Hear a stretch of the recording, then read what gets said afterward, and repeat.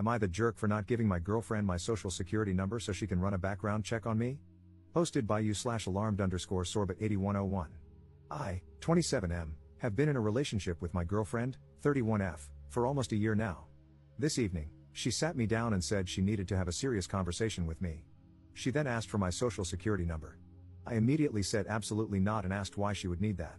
She explained that her ex-boyfriend had essentially been living a double life. He had a number of criminal charges in his past that he had never disclosed to her and eventually exposed her to sketchy and dangerous behavior. She broke things off with him after he cheated. I said, "Okay, thank you for telling me that, but what does that have to do with my social security number?" She went on to say that ever since that relationship, she's had her friend, who works for the federal government, run background checks on people she's dating to ensure they're safe.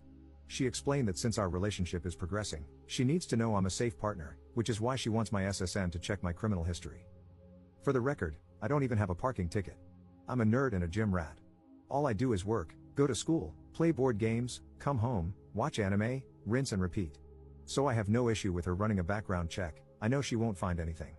But I'm not comfortable giving out my SSN. That's a line I'm not willing to cross. When I told her this, she got upset and said I don't understand what women go through and that this is about her safety.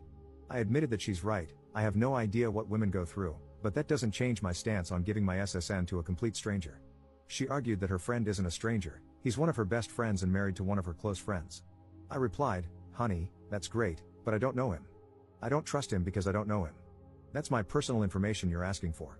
You can trust him with your personal information if you want, but no one I don't know is getting my SSN or critical details. It's just not happening."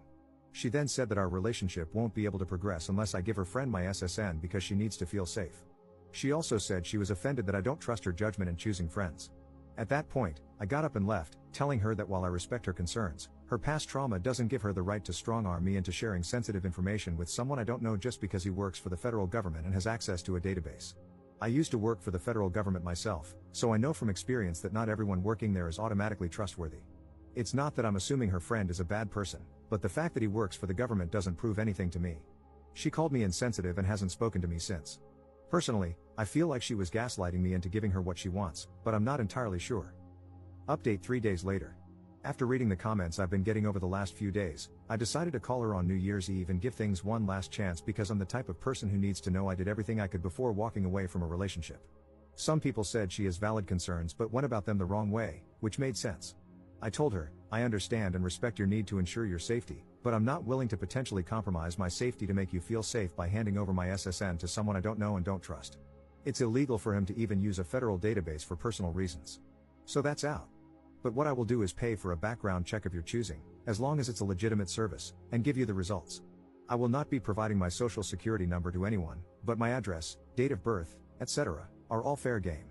She refused and said that she had chosen a background check, having her friend do it, because she knows she can trust him.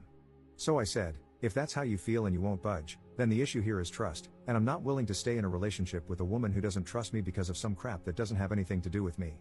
I'm not paying for another man's sins, and I'm not giving you my social security number because your ex was a criminal. She started crying and asking why I couldn't understand that it's not about me, it's about her. I said, you made it about me when you asked for my SSN. She got pissed and started accusing me of lying about caring about her safety, saying that if I really cared, I'd have no problem doing this because I don't understand how vulnerable women are in society. So I said, I was willing to work with you up to a reasonable point, but now you're just trying to manipulate me, and I don't feel safe being with you anymore. Because if this is how you react when you don't get your way about having my SSN, what happens the next time we have a major disagreement or a serious situation?